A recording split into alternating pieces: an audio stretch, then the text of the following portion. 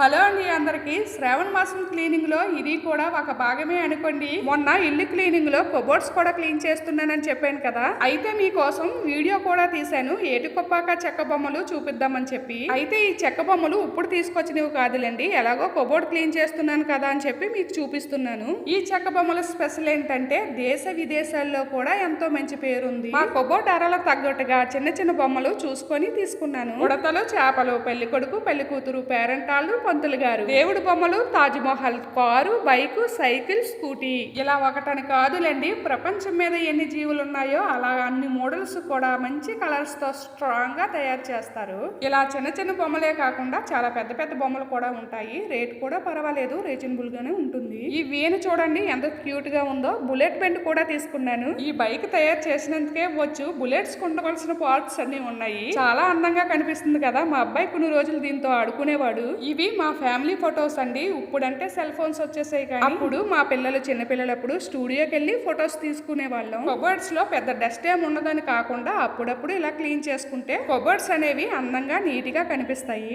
ఈ ఫ్లూట్ కూడా చాలా అందంగా తయారు చేశారు. ఈ పెళ్లి కూతురు జడ చూడండి ఎంత అందంగా ఎంత పొడవుగా తయారు చేశారో. మనకు కూడా ఉండదేమో ఇంత పొడవాటి జడ. మొత్తానికి కబోర్డ్ లో బొమ్మలన్నీ బయటకు తీసి మీకు చూపిస్తూ క్లాత్ తో నీట్ గా తుడిచి మళ్ళీ నీట్ గా సర్దేశాను. పైన గ్లాస్ అయితే ఎప్పటికప్పుడే ఇలా క్లాత్ తో తుడుస్తూ ఉంటాను. ఏటికొప్పాక చెక్క బొమ్మలు కబోర్డ్ లో మంచి కలర్ఫుల్ గా చాలా అందంగా కనిపిస్తున్నాయి కదా.